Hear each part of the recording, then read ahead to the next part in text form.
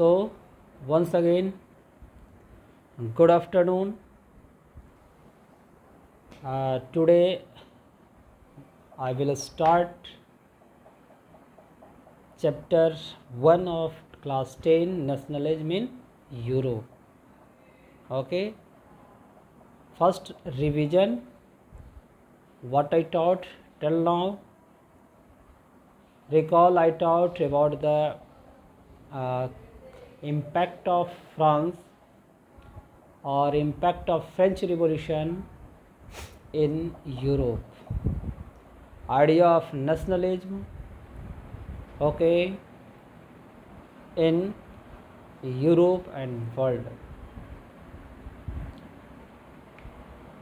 I taught the political condition of France from the Louis XVI Bourbon dynasty to Napoleon. Recall Napoleon ascended to the throne in 1804 and he was defeated in 1815. Okay, in the Battle of Waterloo. Okay, during his period, Napoleon introduced one uniform law that was known as Napoleonic Code. Now, when we talk about the Napoleonic Code, some question comes to us: what step had been taken by Napoleon in his by the way of Napoleonic Code? So, Napoleonic Code of Napoleon was implemented in 1804, and what he did, the code did away with all privilege based on birth. जन्म के आधार पे जितनी सुविधाएं दी गई थी, सारी सुविधाओं को नेपोलियन ने ख़त्म कर दिया था. Positive step that had been taken by Napoleon under his Napoleonic Code of 1804. So based on the birth was abolished. It established equality before the law. It established equality before the law and secured the right to property. Second step, this is the question of 3 marks. Napoleonic Code, question of 3 marks. The based on the birth was abolished, equality before the law and secured the right to property, and it abolished feudal system and freed peasants from the different kinds of the burden and kind of bonded labour. Tax से राहत दिया और वो जो bonded labour बना हुआ था उससे मुक्ति दिलवाया. ओके, तो this were the steps that had been taken by Napoleon. But in first phase Napoleon was welcomed, but later hostility जो है वो शत्रुता बढ़ती चली गई and finally Napoleon was defeated in 1815 in the battle of Waterloo. And after the defeat of battle of Waterloo in 1815 people gathered. Okay, this is also the question of 3 marks. Explain the Treaty of Vienna. Okay, what steps had been taken in Treaty of Vienna. So after the defeat of Napoleon, Treaty of Vienna, which drew settlement plan for Europe, was hosted by Australian Chancellor Dick Metternich. Who was the leader? Duke Metternich was the leader. Okay, and the European power must keep the name Russia, Prussia, Austria, Britain, which defeated Napoleon. These were the powers which defeated Napoleon. Napoleon was not defeated by any one country. The combined army defeated Napoleon in the Battle of Waterloo, and it was Russia, Prussia, Austria, Britain.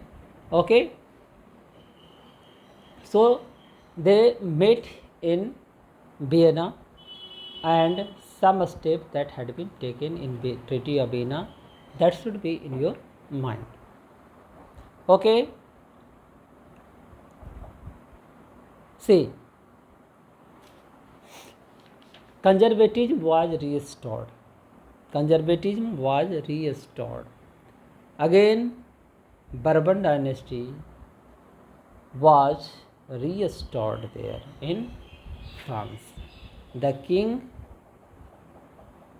Louis XVIII was ascended to the throne. Okay, keep it in your mind.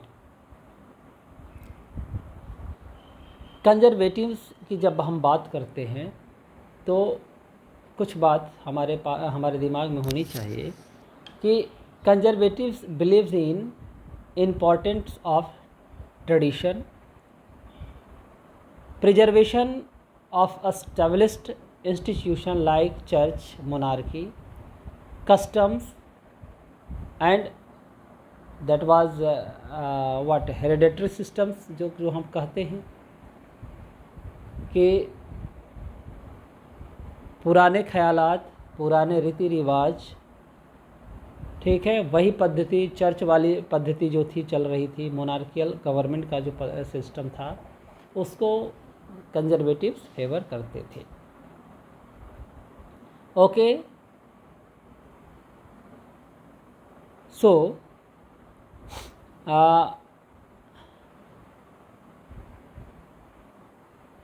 in Treaty of Vienna, first conservatism was restored.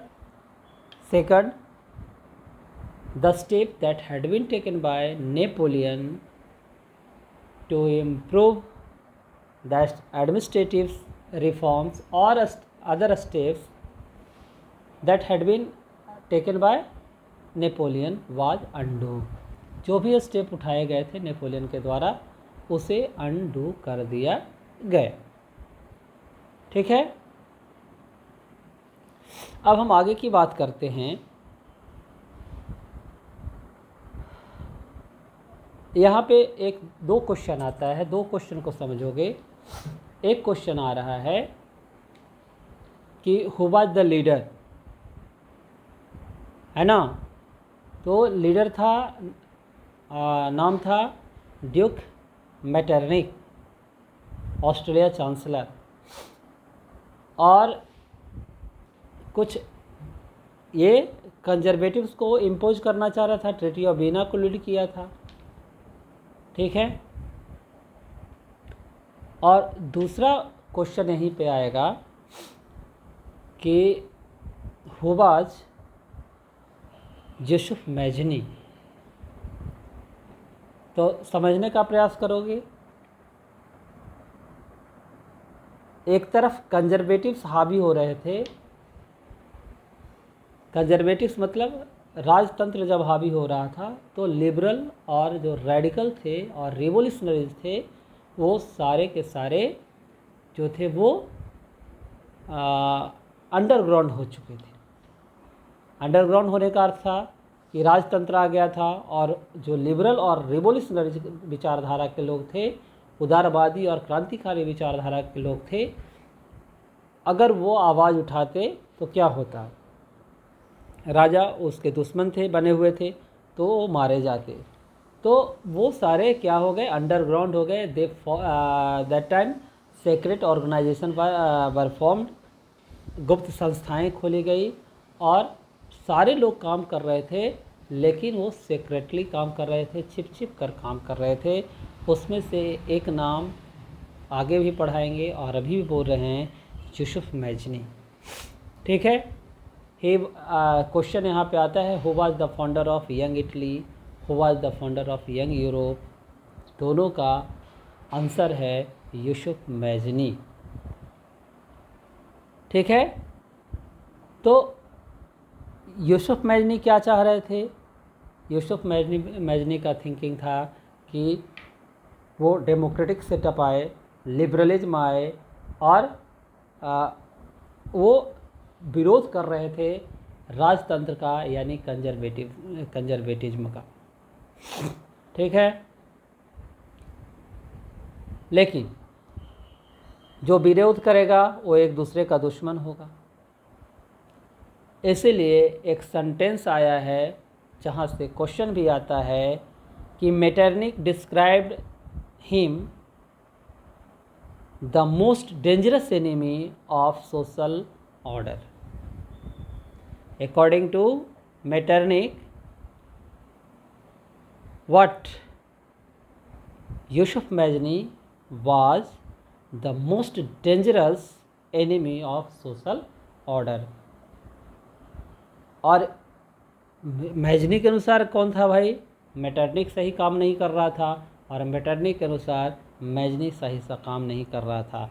तो ये Metternich का कहना था, यानी Metternich ने support किया था conservatism को, तो वो उसका कहना था कि ये जो यूसुफ मैजनी है वो जो है the most dangerous enemy of our social order, यानी सबसे बड़ा शत्रु वो है। ओके। सो 1885 में क्या हुआ था? मैंने पिछले क्लास में भी पढ़ाया था, ऑफलाइन में भी पढ़ाया था कि Louis 18 was ascended to the throne, okay, and he ruled from 1815 to 1830। ये जो 15 साल का दौर था, 15 to 30, 15 साल में liberals and revolutionaries they created favourite society. Favourite society का अर्थ ये हुआ कि लोगों में वो नेशनलिज्म की भावना को जागृत किया, लोगों में कंजर्वेटिव गवर्नमेंट के अगेंस्ट नेगेटिव माइंडसेट तैयार किया। और in 1830 we can see again one revolution means changing, that Louis 18 was overthrown।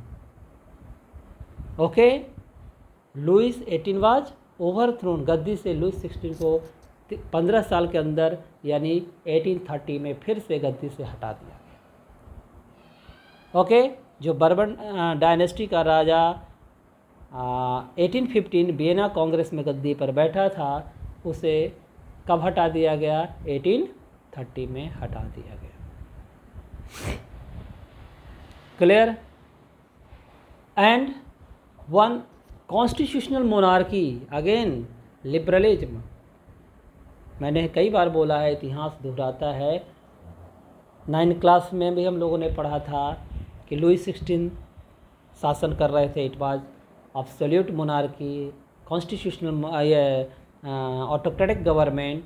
लेकिन एक हेडिंग था कि फ्रांस बिकेम कॉन्स्टिट्यूशनल मोनार्की, यानी फ्रांस में कॉन्स्टिट्यूशनल मोनार्की एस्टेब्लिश हो चुका था। यानी क्लास 9 को याद कर लें कि constitution was drafted and it was given to the Louis 16 to work according to the constitution, and that was known as constitution monarchy. तो वही स्थिति फिर हुई। उस कॉन्स्टिट्यूशन को लोगों ने नहीं भूला था, वो कंसेप्ट लोगों के माइंडसेट में बैठा हुआ था। लोगों को लग रहा था कि अगर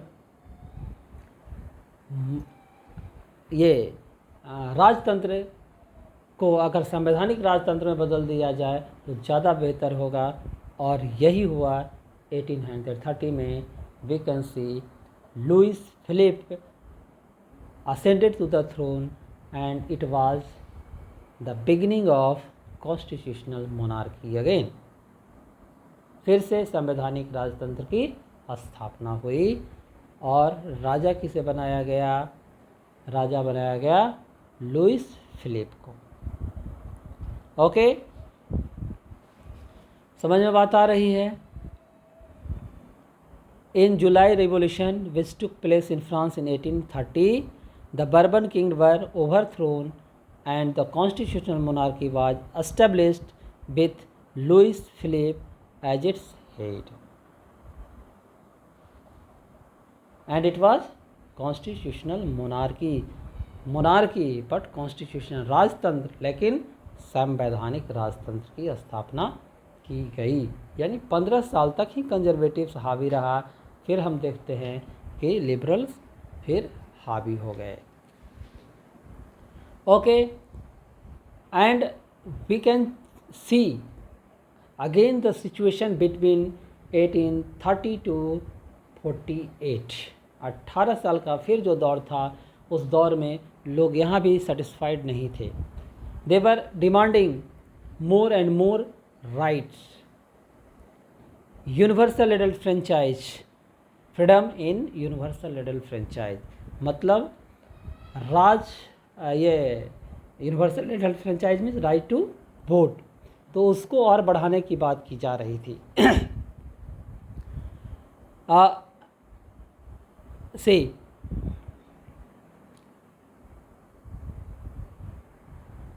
recall active citizen and passive citizen. Active citizen और पैसिव सिटीजन याद है? In class 9 only active citizen had right to vote, those who used to pay the taxes of the 3 ages, 25 year and above, and men had right to vote, they were known as active citizen. तो यहाँ कहना था कि इससे काम नहीं चलेगा, और भी वोटिंग राइट यानी ये जो पावर है इसको और थोड़ा बढ़ाया जाए। ठीक है, तो ये डिमांड यहाँ हो रहे थे। ठीक है, और 21 ईयर एज निर्धारित किया गया था कि 21 ईयर के जितने भी मेन हैं सबको वोटिंग राइट दिए जाए। ओके, अब ये जो दौर था उस समय romanticism, romantic nationalism, I have taught it, explained it in offline classes. Okay, what is nationalism and factor responsible for enhancing nationalism. So here again you have to read about the romantic nationalism. तो what do you mean by romantic nationalism? ये question भी आता है, explain romanticism. तो romanticism was a wave of the nationalism in which art, poetry, music, a story were promoted to save the national feeling. People were trying to enhance the national feeling. लोगों में राष्ट्र प्रेम जागृत करने का प्रयास किया जा रहा था। ठीक है, याद करो मैंने बतलाया था folk tales, folk story, folk music है ना, फॉक लोर्स, लोक कथाएँ, लोकगीत, ये सबको ज़्यादा पॉपुलर किया जा रहा था। जो उस समय शहीद हुए थे उनको याद किया जाता था, है ना। आज भी हम लोग गाना गाते हैं, जरा याद करो कुर्बानी। तो उस समय भी ऐसी बातें हो रही थी।